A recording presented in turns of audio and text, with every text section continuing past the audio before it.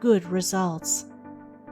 A considerable portion of the happenings of life comes to us without any direct choosing on our part, and such happenings are generally regarded as having no relation to our will or character, but as appearing fortuitously, as occurring without a cause. Thus one is spoken of as being lucky and another unlucky, the inference being that each has received something which he never earned, never caused.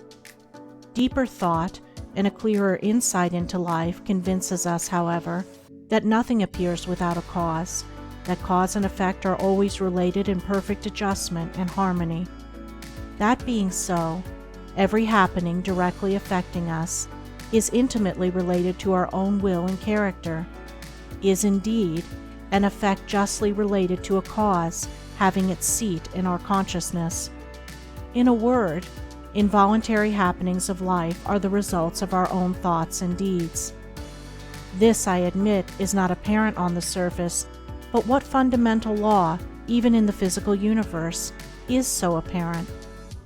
If thought, investigation, and experiment are necessary to the discovery of the principles which relate one material atom to another, even so are they imperative to the perception and understanding of the mode of action which relate one mental condition to another, and such modes, such laws, are known by the right doer, by him who has acquired an understanding mind by the practice of true actions. We reap as we sow. Those things which come to us, though not by our own choosing, are by our own causing. The drunkard did not choose the delirium tremens or insanity which overtook him, but he caused it by his own deeds. In this case the law is plain to all minds, but where it is not so plain, it is none the less true. Within ourselves is the deep-seated cause of all our sufferings, the spring of all our joys. Alter the inner world of thoughts, and the other world of events will cease to bring you sorrow.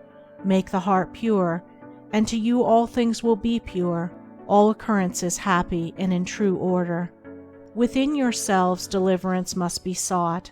Each man his prison makes. Each hath such lordship as the loftiest ones. Nay, for with powers above, around, below, as with all flesh and whatsoever lives, act maketh joy or woe. Our life is good or bad, enslaved or free, according to its causation in our thoughts. For out of these thoughts spring all our deeds, and from these deeds come equitable results. We cannot seize good results violently, like a thief, and claim and enjoy them, but we can bring them to pass by setting in motion the cause within ourselves. Men strive for money, sigh for happiness, and would gladly possess wisdom, yet fail to secure these things, while they see others to whom these blessings appear to come unbidden. The reason is that they have generated causes which prevent the fulfillment of their wishes and efforts. Each life is a perfectly woven network of causes and effects, of efforts or lack of efforts, and results, and good results can only be reached by initiating good efforts, good causes.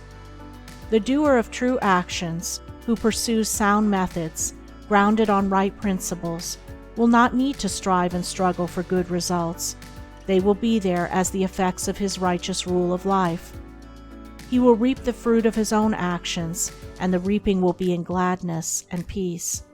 This truth of sowing and reaping in the moral sphere is a simple one, yet men are slow to understand and accept it.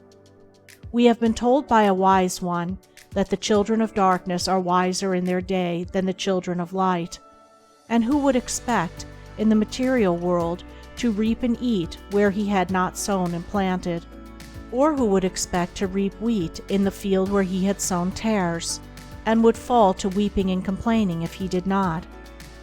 Yet this is just what men do in the spiritual field of mind and deed. They do evil and expect to get from it good, and when the bitter harvesting comes in all its ripened fullness, they fall into despair and bemoan the hardness and injustice of their lot, usually attributing it to the evil deeds of others, refusing even to admit the possibility of its cause being hidden in themselves, in their own thoughts and deeds.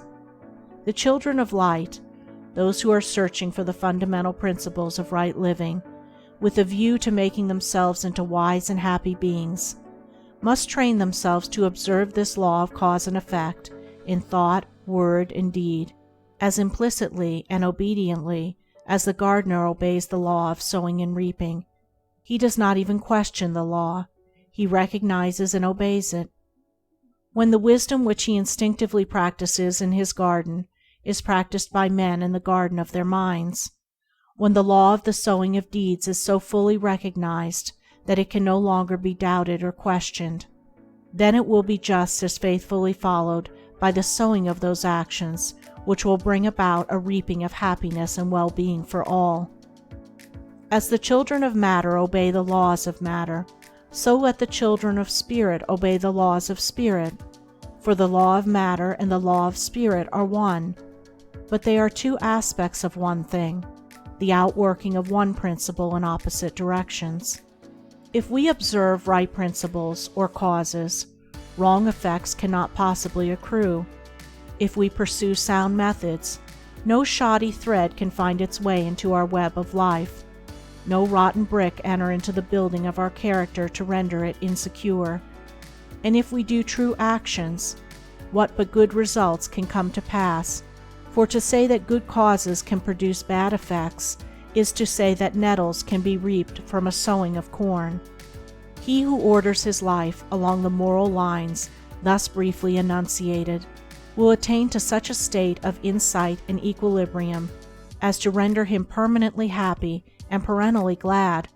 All his efforts will be seasonally planted, all the issues of his life will be good, and though he may not become a millionaire, as indeed he will have no desire to become such, he will acquire the gift of peace, and true success will wait upon him as its commanding master. End of Chapter 6. Recording by Andrea Fiore. www.andreafiore.name. End of Foundation Stones to Happiness and Success by James Allen.